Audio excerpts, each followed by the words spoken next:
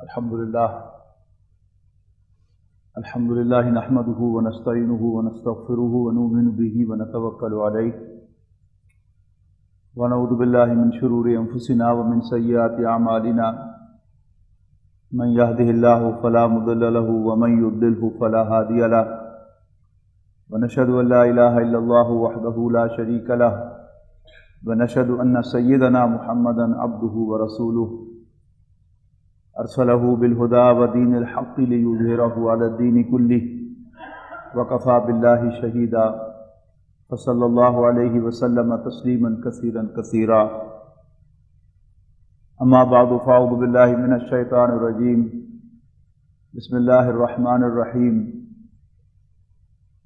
وكذلك أوحينا إليك روحا من أمرنا وما كنت تدري ما الكتاب ولا الإيمان ولكن جعلناه نورا نهدي به من نشاء من عبادنا وإنك لتهدي إلى صراط مستقيم۔ محترم دوستو، عزیزوں اور بھائیوں، آج آپ کے سامنے میں نے سورہ شورى کی لاسٹ بٹ 1 آیت تلاوت کی ہے،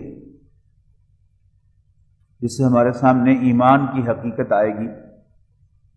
ایمان جو ہمارے دین کا سب سے اہم رکن ہے، یہ کیا ہے اور اس کے اصل معنی کیا ہے؟ ایمان امن سے نکلا ہے اور امانت سے نکلا ہے۔ امن سے مانا جائے تو ایمان کے معنی امن دینے کے ہیں، اور ایمان سے مانا جائے تو اس کے معنی کسی پر اعتماد کرنے کے ہیں۔ آمنہ یامنو کے معنی ہے ٹرسٹ وردی ہونا، اور ایمان کے معنی ہے کسی پر ٹرسٹ کرنا۔ ایمان اصل میں کیا ہے؟ اس کائنات کے بارے میں انسان کا ایک تصور کہ یہ کائنات کیا ہے، کس نے بنائی ہے، کیوں بنائی ہے، کیسے بنائی ہے، کب تک کے لیے بنائی ہے۔ یہ وہ چیزیں ہیں کہ جو ہر سینسیبل انسان کے دل میں ان کا خیال آتا ہے کہ میں کون ہوں، کہاں سے آیا ہوں، کیا کر رہا ہوں، کب تک ہوں، مجھے جانا کدھر ہے۔ یہ چیزیں ہر انسان کے ذہن میں پیدا ہوتی ہیں، اور ہر باشعور انسان، ہر فلسفی ذہن کا آدمی اس کا کوئی نہ کوئی جواب اپنے ذہن میں رکھتا ہے۔ ان حقائق کے بارے میں تاریخ میں کچھ انتہائی ٹرسٹ وردی لوگوں نے بھی ایک بات ایک دعوے کے ساتھ کہی ہے کہ اس کائنات کا بنانے والا، چلانے والا اور مالک ایک اللہ ہے، اور اس نے یہ کائنات ایسے ہی کھیل میں پیدا نہیں کی،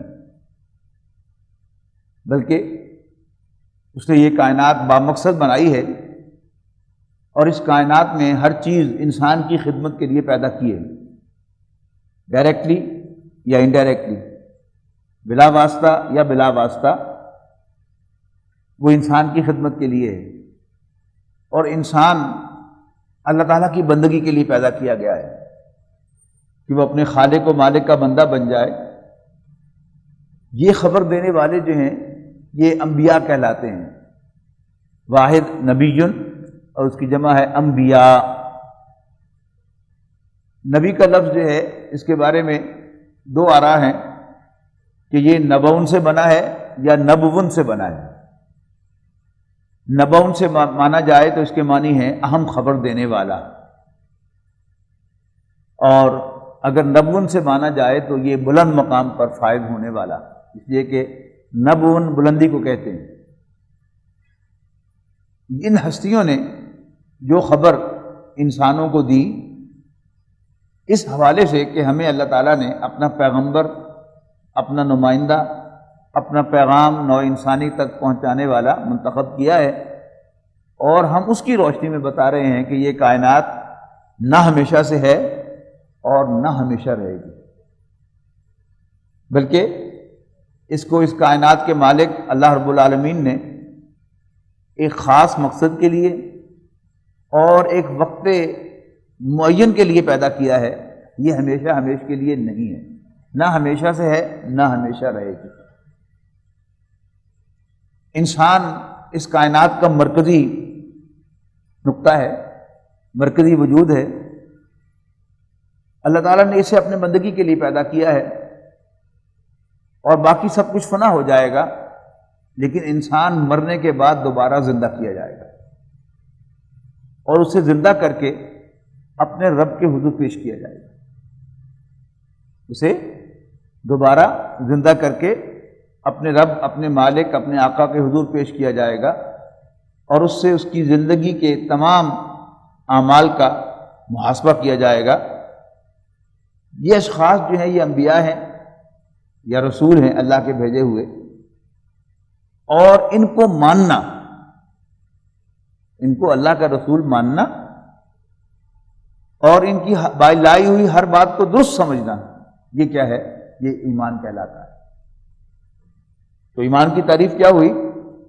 الایمان و تصدیق بما جاء بہ النبی صلی اللہ علیہ وسلم، کہ ان انبیاء کرام میں سب سے آخر میں تشریف لانے والے حضرت محمد مصطفیٰ صلی اللہ علیہ وسلم ہیں۔ اور اب ہمارے لیے ایمان کیا ہے؟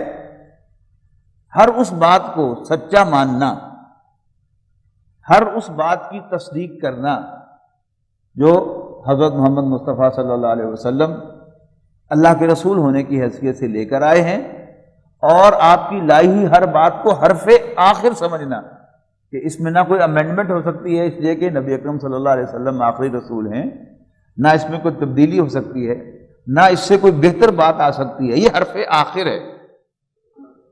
اس کا نام ہے ایمان۔ ایمان لانے کے لیے اللہ تعالیٰ نے بہت کچھ ہمیں پہلے سے دے کر دنیا میں بھیجا ہے۔ انبیاء کرام تو دراصل ہمارے اندر جو کچھ ہے اس کی تصدیق کرتے ہوئے آتے ہیں۔ ہمارے اندر کیا ہے؟ اللہ تعالیٰ نے انسان کی جو تخلیق فرمائی ہے اس کو 3 مراحل میں بیان کیا ہے۔ فرمایا کہ وَإِذْ قَالَ رَبُّكَ لِلْمَلَائِكَةِ إِنِّي خَالِقٌ بَشَرًا مِّن صَلْصَالٍ مِّنْ حَمَإٍ مَّسْنُونٍ۔ یاد کرو جب آپ کے رب نے فرشتوں سے کہا کہ میں گارے سے، سنے ہوئے گارے سے ایک بشر بنانے والا ہوں، اس کو تخلیق کرنے والا ہوں۔ فَإِذَا سَوَّيْتُهُ، پھر جب میں اس کی نوک پلنگ سوار لوں، اس کو ہر اعتبار سے برابر کر لوں، پنجابی میں کہیں گے سدھا پترا کر لوں۔ یہ لفظ میں نے جان بوجھ کر استعمال کیا ہے کہ ایک عمارت کا سٹرکچر ہوتا ہے اور پھر اس کے بعد اس کی نوک پلک سواری جاتی ہے۔ نوک پلک سوارنے میں فنیشنگ میں کیا ہوتا ہے؟ کوئی لمبا چوڑا کام فنیشنگ میں نہیں ہوتا، اصل کام تو سٹرکچر میں ہوتا ہے۔ لیکن اسی سٹرکچر میں جہاں کوئی ابھرا ہوا ہو اس کو تراش دینا، اور جہاں کوئی ڈپریشن ہو اس کو فل کر دینا، یہ کیا ہے؟ یہ فنیشنگ ہے۔ اور جب وہی سٹرکچر جس کو دیکھنے کو بھی جی نہیں چاہ رہا ہوتا، جب وہ فنش ہو جاتا ہے تو اس پہ رہنے کو جی چاہتا ہے۔ تو انسان کی تخلیق کے بھی یہ 2 مراحل ہیں بڑے نمایاں، جس کو سمجھنا چاہیے۔ ایک تو اس کا یہ حیوانی وجود ہے جو تخلیق ہوا ہے۔ تخلیق جو ہے یہ قرآن مجید کی ایک اصطلاح ہے، بنانا، ٹو کریٹ۔ شاہ ولی اللہ رحمۃ اللہ علیہ نے اللہ تعالیٰ کے 3 کام گنوائے ہیں۔ جب ہم کہتے ہیں کہ اللہ نے کیا تو اس کا کیا مطلب ہوتا ہے؟ ایک تو اس کا مطلب ہوتا ہے کہ اللہ تعالیٰ نے تخلیق فرمایا، اور جن کاموں پر اللہ تعالیٰ لفظ تخلیق کہتا ہے ان کاموں کا ایک پروسیس ہوتا ہے جو ایکسپلور کیا جا سکتا ہے، جس کو غور کر کے ڈھونڈا جا سکتا ہے کہ اچھا یہ یوں ہوا، پھر یوں ہوا، پھر یوں ہوا۔ اور ان میں ایک وقت درکار ہوتا ہے کہ جس کے اندر یہ کام جو ہے وہ انجام پاتا ہے، تو اسے کہتے ہیں تخلیق۔ کچھ کام اللہ تعالیٰ کے وہ ہیں کہ جو اللہ تعالیٰ کے ایکسپریس آرڈر سے ہوتے ہیں، اور سمپلی اللہ تعالیٰ کہتا ہے ہو جا تو وہ ہو جاتا ہے۔ جسے سورہ یاسین کے آخر میں فرمایا گیا انما امرہ اذا اراد شیئا ان یقول لہ کن فیکون، کہ اللہ تعالیٰ کا امر یہ ہے کہ جب وہ کسی چیز کا ارادہ کرتا ہے تو اسے کہتا ہے ہو جا، اور جھٹ وہ ہو جاتا ہے۔ ان پر امر کا اطلاق ہوتا ہے کہ یہ اللہ تعالیٰ کا امر ہے۔ تو ایک تو اللہ تعالیٰ نے انسان کا جسم تخلیق فرمایا، پھر اللہ تعالیٰ نے ایک حدیث میں اس کا تذکرہ ہے کہ انسان کا پتلا اللہ تعالیٰ نے بنایا اور اس کو 40 دن تک چھوڑ دیا، اور شیطان اس کے اندر گھومتا پھرتا رہا، اس کے سارے ویک پوائنٹس کو تلاش کرتا رہا۔ اب ان 40 دنوں میں کیا ہوا، انسان کے اس سٹرکچر میں ایک سافٹ چینج آئی۔ یہ سافٹ میں کمپیوٹر کی زبان میں کہہ رہا ہوں کہ ایک کمپیوٹر کا ہارڈ ویئر ہوتا ہے اور ایک اس کا سافٹ ویئر ہوتا ہے۔ ہارڈ ویئر نظر آتا ہے، سافٹ ویئر نظر نہیں آتا، لیکن کمپیوٹر کا سارا فنکشن جو ہے اس کے سافٹ ویئر کے لحاظ سے ہوتا ہے، ہارڈ ویئر کے لحاظ سے نہیں ہوتا۔ ہارڈ ویئر کوئی بھی ہو، آپ کا ڈیسک ٹاپ ہو، لیپ ٹاپ ہو، آپ کی نوٹ بک ہو، یا آپ کا آئی فون ہو، اینڈرائڈ فون ہو، تو یہ سب کے سب کمپیوٹرز ہیں۔ آپ میں جون سا سافٹ ویئر لوڈ کریں گے وہی کچھ جو ہے آپ کو اس کی ایل سی ڈی پر اسکرین کے اوپر نظر آئے گا۔ تو انسان ہے تو حیوان، اس میں سارے حیوان کے فنکشن موجود ہیں۔ جیسے کوئی بھی حیوان کھاتا ہے، انسان بھی کھاتا ہے، کوئی بھی حیوان پیتا ہے، انسان بھی پیتا ہے، کوئی بھی حیوان ریٹیلیٹ کرتا ہے، اس کو غصہ آتا ہے، اس کا اظہار کرتا ہے، بدلہ لیتا ہے، انسان بھی لیتا ہے۔ اور حیوان سب کے سب اپنی نسل کو بڑھاتے ہیں، ریپروڈکشن کرتے ہیں، انسان بھی کرتا ہے۔ فرق کیا ہے اس میں؟ ایک سافٹ ڈفرنس ہے۔ وہ سافٹ ڈفرنس کیا ہے کہ اسی ایک جیسے اسٹرکچر میں سے باقی حیوانات اپنی ان خواہشات کو جو اللہ تعالیٰ نے ان مقاصد کے لیے ڈالی ہیں اس کے اندر، یعنی کھانا جسم کی توانائی کے لیے ضروری ہے، اللہ تعالیٰ نے بھوک ڈالی ہے، پینا ایک انسانی جسم کے لیے بہت ضروری ہے، پانی اس کے بغیر اس کا وجود باقی نہیں رہ سکتا، اس کے لیے اللہ تعالیٰ نے پیاس ڈالی ہے اس کے اندر۔ پھر اپنی حفاظت کے لیے اللہ تعالیٰ نے غصہ جو ہے وہ حیوانات کے اندر رکھا ہے، حیوان انسان کے اندر بھی ہے۔ اور پھر ریپروڈکشن کے لیے اللہ تعالیٰ نے جنسی جذبہ، سیکس جو ہے وہ حیوانات کے اندر رکھا ہے، انسان کے اندر بھی۔ فرق کیا ہے کہ جب کسی جانور کو بھوک لگ جائے اور اس کا کھانا اس کی دسترس میں ہو تو جانور کے پاس کوئی اختیار نہیں ہے کہ وہ اپنے آپ کو کھانے سے روک سکے، کھاوے کھاوے۔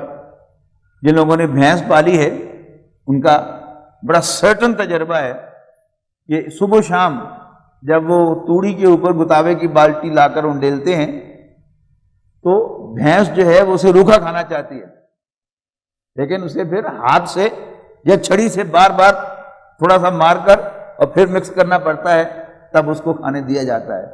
یعنی روز کا 2 دفعہ کا تجربہ بھی بھینس کو یہ نہیں سکھا سکتا کہ اس نے اسے روکھا نہیں کھانا۔ اسی طرح پیاس کسی جانور کو لگ جائے اور اس کا منہ پانی تک پہنچتا ہو تو جانور کے پاس کوئی اختیار نہیں ہے کہ وہ نہ پیے۔ اسی طرح باقی جسموں کا معاملہ ہے، انسان کے پاس اللہ تعالیٰ نے وہ اختیار رکھا ہے کہ اسے جتنی مرضی بھوک لگی ہو، جب تک وہ خود فیصلہ نہ کرے کوئی چیز اس کے حلق سے نیچے نہیں اتاری جا سکتی۔ پیاس لگی ہو، جتنی مرضی لگی ہو، وہ پیاسا مر جائے گا، لیکن اگر اس کا اپنا ارادہ نہیں ہے پینے کا تو اسے آپ وہ ایک گھونٹ بھرنے پر مجبور نہیں کر سکتے۔ اسی طرح کتنی ہی خواہش پیدا ہو جائے انسان کے اندر، لیکن انسان وہ فیصلہ خود کرتا ہے۔ اور ابھی انشاءاللہ 2 ماہ کے بعد ہم پھر رمضان المبارک میں داخل ہوں گے اور ہم پھر تجربہ کریں گے۔ ذرا غور کیجئے گا اس رمضان میں اپنے آپ پر کہ ہم میں اور حیوان میں کیا فرق ہے۔ 16 گھنٹے کا روزہ ہوگا، بھوک بھی لگے گی اور پیاس تو خوب لگے گی اس لیے کہ شدید گرمی ہوگی، لیکن اللہ کے فضل و کرم سے ہم پانی، طرح طرح کی خوراک، طرح طرح کے مشروبات ہونے کے باوجود ہم نہیں کھائیں گے، نہیں پیئیں گے۔ بیوی ہمارے پاس موجود ہوگی، انشاءاللہ ہم اس کے ساتھ اپنی جنسی خواہش کو پورا نہیں کریں گے، حالانکہ خواہش بھی ہے اور اس کے پورا کرنے کے لیے بیوی بھی موجود ہے۔ تو یہ کیا ہے؟ یہ انسان کی علامت ہے، اسے ضرور پہچاننا چاہیے۔ جن لوگوں نے یہ نہیں پہچانا انہیں دین جو ہے وہ مذاق نظر آیا ہے۔ جس نے یہ سمجھا، مثلا ڈارون نے سب سے پہلے روح کا انکار کیا کہ انسان صرف ایک حیوان ہے اور نتھنگ مور دین دیٹ، لہذا اس نے انسان کی یہ حیثیت بھی نہیں پہچانی کہ یہ اپنی خواہشات پر کنٹرول کر سکتا ہے۔ اور پھر اس کے زیر اثر جتنے بھی سائیکالوجسٹ آئے ہیں، ماہرین نفسیات آئے ہیں، یہ مارکس ہے، فرائیڈ ہے، یہ سب کے سب کیا ہیں؟ وہ اسی پر اپنی ساری عمارت کھڑے کیے ہوئے ہیں کہ یہ انسان صرف حیوان ہے۔ لیکن انسان صرف حیوان نہیں ہے، حیوان کے اندر بھی وہی ساری خواہشات ہوتی ہیں، لیکن حیوان اپنے اوپر کوئی کنٹرول نہیں رکھتا، جبکہ انسان اپنے اوپر ایک کنٹرول رکھتا ہے۔ تو انسان کی یہ حیثیت کہ یہ سب کچھ اللہ تعالیٰ نے انسان کے لیے بنایا ہے، اور انسان کو اللہ تعالیٰ نے بڑی خوبصورت حدیث ہے چھوٹی سی، انما الدنیا خلقت لکم، اے انسانوں یہ دنیا تمہارے لیے بنائی گئی تھی، وانتم خلقتم للآخرہ، اور تم آخرت کے لیے بنائے گئے ہو۔ اللہ تعالیٰ نے اپنی بندگی کے لیے پیدا کیا، جس کا انجام جو ہے وہ آخرت میں ظاہر ہوگا کہ انسان نے اپنا وہ فرض ادا کیا یا نہیں کیا۔ اللہ تعالیٰ نے اس کے ذمہ جو کام لگایا تھا، اپنی بندگی عبادت، وہ اس نے کی ہے یا نہیں کی ہے۔ میں عرض کر رہا تھا کہ انبیاء کرام جو اس دنیا میں تشریف لائے، اللہ کے جو رسول اس دنیا میں تشریف لائے، انہوں نے انسان کی وہ حیثیت ان کو بتائی کہ تم نہ آپ سے آپ پیدا ہوئے ہو، نہ ہمیشہ سے ہو، نہ ہمیشہ رہو گے۔ تمہارا ایک خالق و مالک ہے، اس نے تمہیں ایک خاص مقصد کے لیے اور ایک مخصوص وقت کے لیے ایک وجود بخشا ہے۔ تم ایک دفعہ یہاں سے مر جاؤ گے اور پھر قیامت کے دن تم دوبارہ اٹھا دیے جاؤ گے اور اپنے رب کے حضور پیش کیے جاؤ گے۔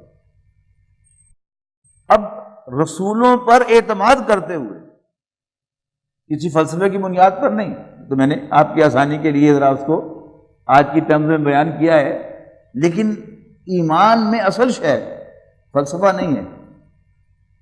اصل شے کیا ہے کہ ایک پیغمبر کو دیکھ کر، اس کا مشاہدہ کر کے ماننا کہ یس تم سچ کہہ رہے ہو، اور جو کچھ کہہ رہے ہو ٹھیک کہہ رہے ہو۔ اور نبی رسول کیا کہہ رہا ہوتا ہے اس کا خلاصہ نکال لیجئے۔ تمام جو پیغمبر آئے ہیں قرآن مجید میں، ان میں سے بہت سے پیغمبروں کا نام بنام ذکر آیا ہے، ان کی دعوت کا خلاصہ کیا ہے؟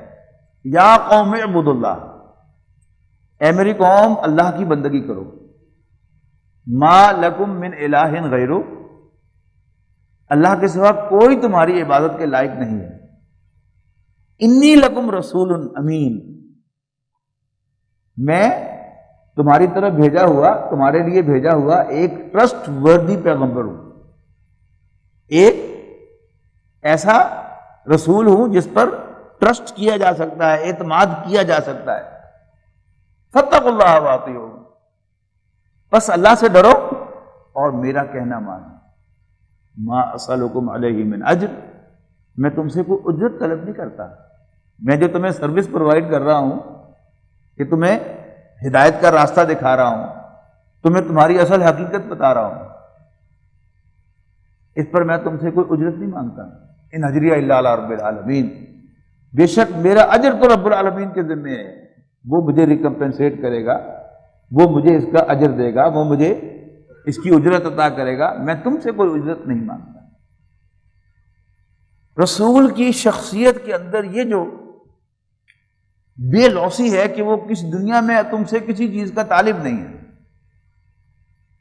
خالص تمہیں فیور دینے کے لیے، تمہارے انجام کو سنوارنے کے لیے، تمہاری عاقبت کو سنوارنے کے لیے وہ تمہیں کہہ رہا ہے کہ تم میری بات کو سنو، اس پر غور کرو اور مجھے دیکھو، اگر تمہارا مجھ پر اعتماد ہوتا ہے تو پھر میری بات کو مان لو۔ تو میں نے خلاصہ نکالا ہے نا، لیکن یہ خلاصہ کہاں سے نکالا ہے میں نے؟ نبی اکرم صلی اللہ علیہ وسلم پر جب وحی کا آغاز ہوا تو پہلے تو 3 سال نبی اکرم صلی اللہ علیہ وسلم کو حکم نہیں دیا گیا کہ آپ سر عام اعلان کریں. پہلے مین ٹو مین دعوت پھیلتی رہی.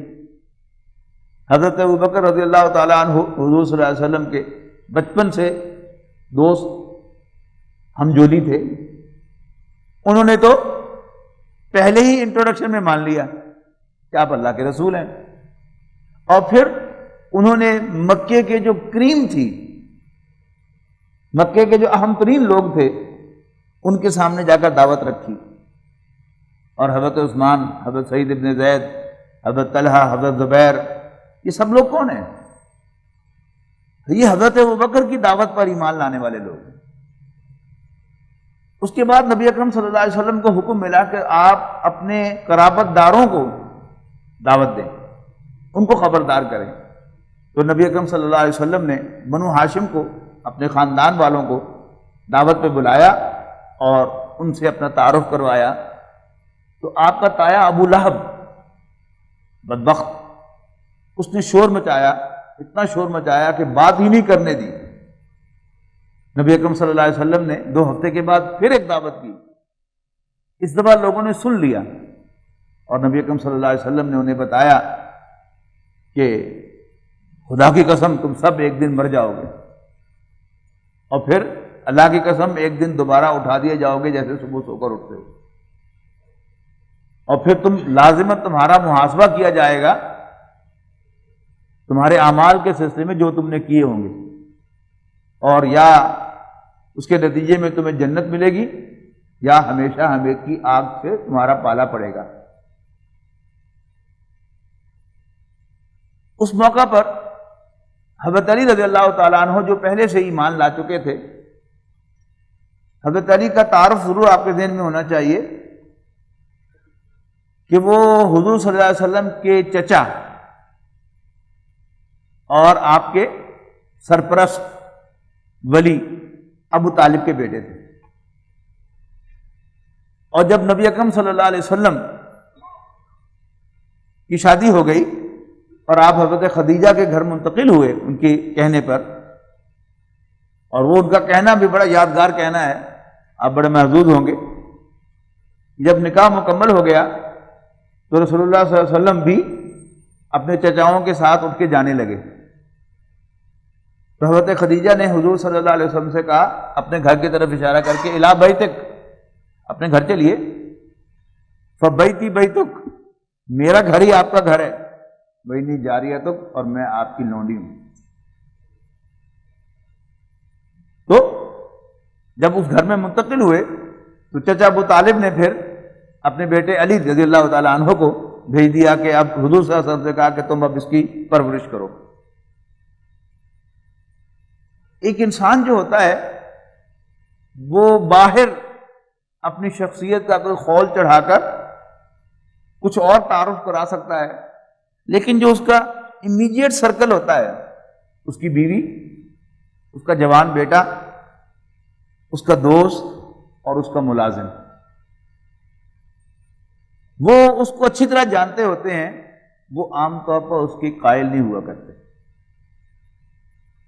باہر کے لوگ عقیدت سے ہاتھ چوم رہے ہوں لیکن بیوی کو کوئی عقیدت نہیں ہوتی. کیوں؟ وہ انسان کی کمزوریوں سے واقف ہوتی ہے.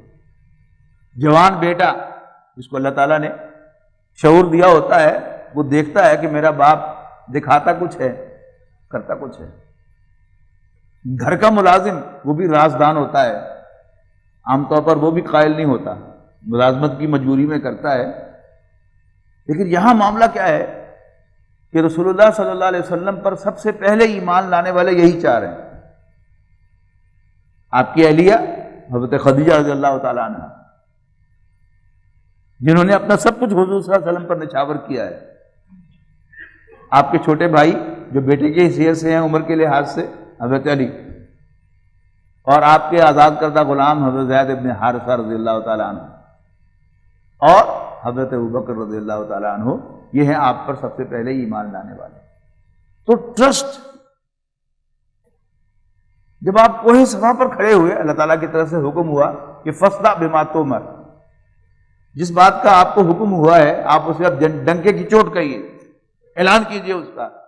تو نبی اکرم صلی اللہ علیہ وسلم کوہ صفا پر کھڑے ہوئے، یہ صفا مروہ جو ہے یہ اس کی بات کر رہا ہوں، اور مکے کا ایک خاص ٹرینڈ تھا کہ جب بھی کسی نے کوئی اہم بات کرنی ہوتی تھی وہ کسی اونچے مقام پر چڑھ کر کپڑے پھاڑ دیتا تھا اپنے، یعنی لوگوں کی اٹریکشن لینے کے لیے، اور کہتا تھا واہ صباح، ہائے وہ صبح جو آنے والی۔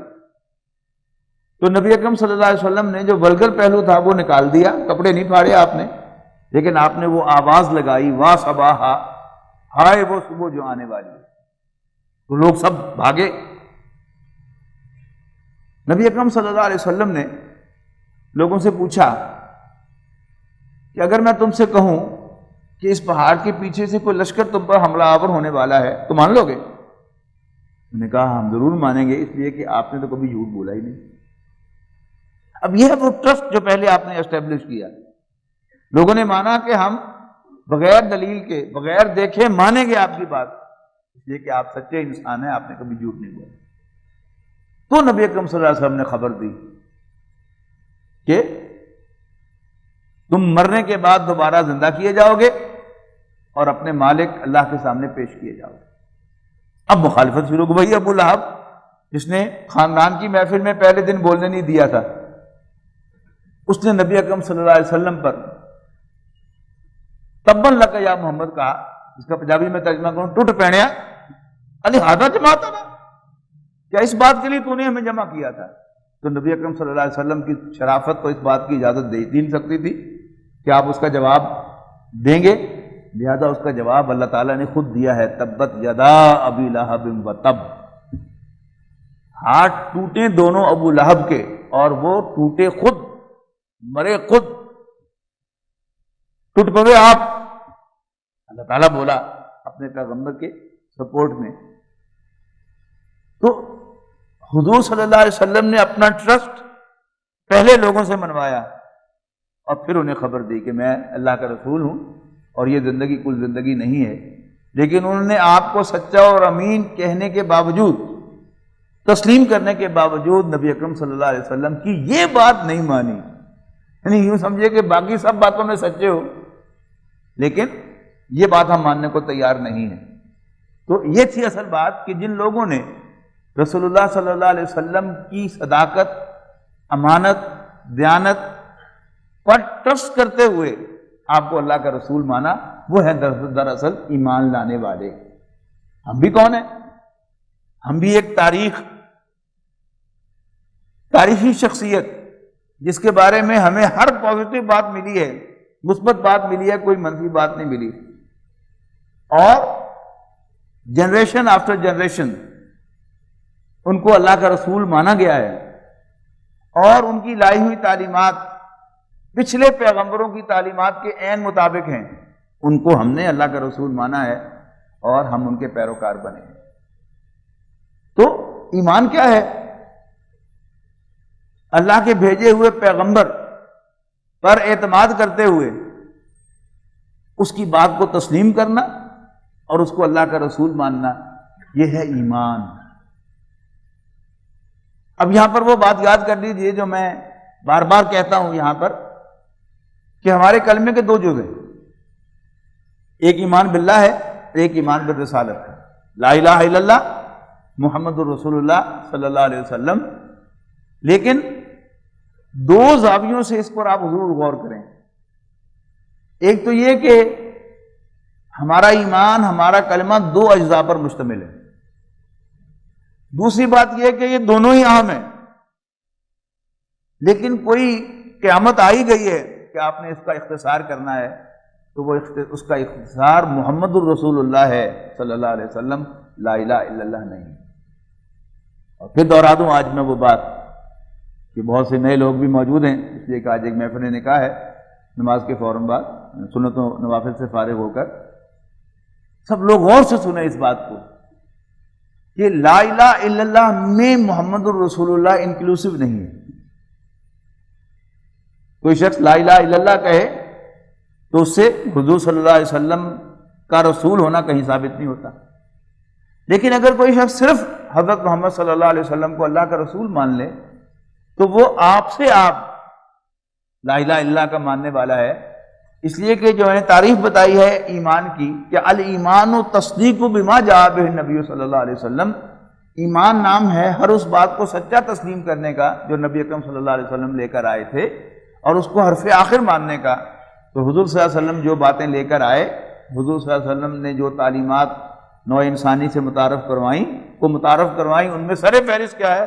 وہ لا الہ الا اللہ ہے. تو محمد الرسول اللہ میں لا الہ الا اللہ انکلوسو ہے، لیکن لا الہ الا اللہ میں محمد الرسول اللہ انکلوسو نہیں. مزید سمجھ لیں اس بات کو کہ جب ہمارے بڑے، یعنی ہم سب لوگ جو یہاں بیٹھے ہیں سوائے ہم میں سے جو کرشی یا ہاشمی ہیں، باقی ہم سب کون ہیں؟ ہندوستان کے رہنے والے ہندوؤں کی اولاد ہیں. جب ہمارے بڑے ایک کثیر تعداد میں مسلمان ہوئے تو ہندو بڑے سر جوڑ کر بیٹھے، ان کو تشویش ہوئی کہ کہیں ہمارا مذہب ختم نہ ہو جائے.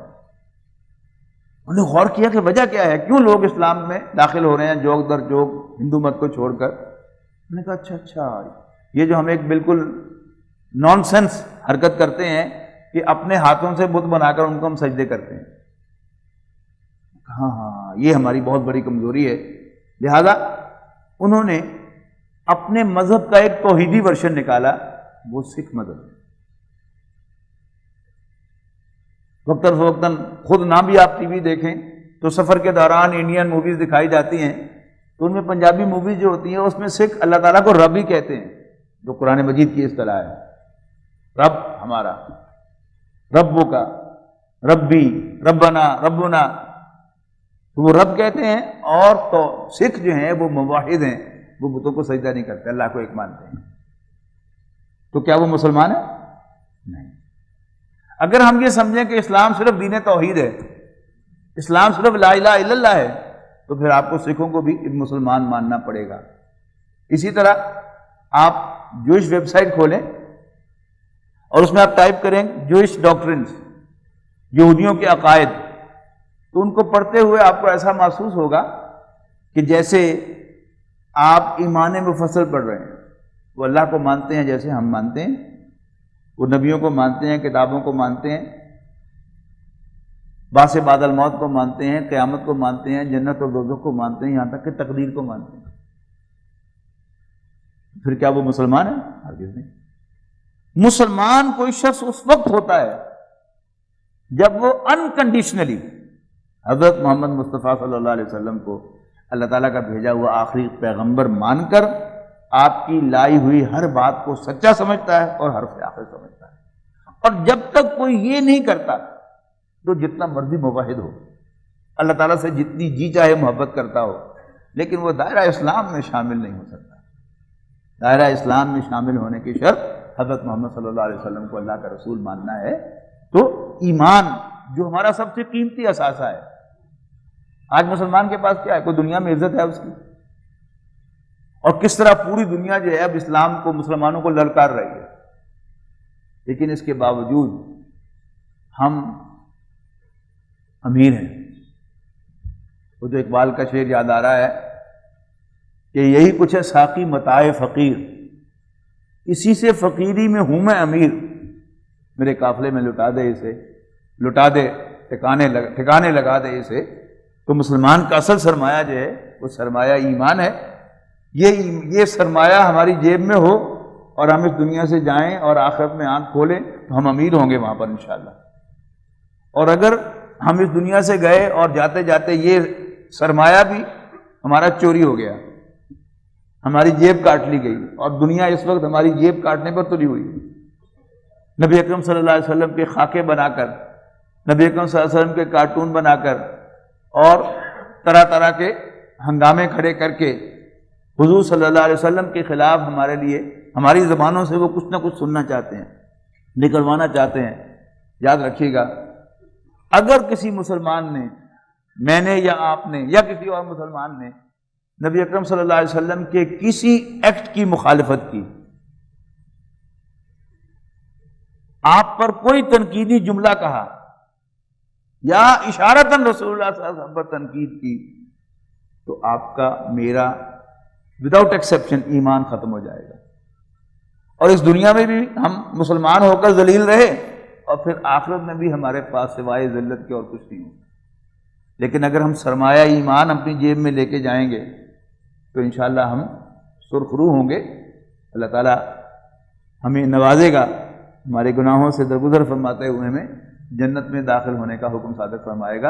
اللہ تعالیٰ سے دعا ہے کہ اللہ تعالیٰ مجھے بھی ایمان کی سلامتی کے ساتھ، آپ سب حضرات کو بھی، بلکہ دنیا جہان کے مسلمانوں کو ایمان کی سلامتی کے ساتھ اس دنیا سے لے کے جائے۔ آخر دعوانا الحمدللہ رب العالمین۔ سنت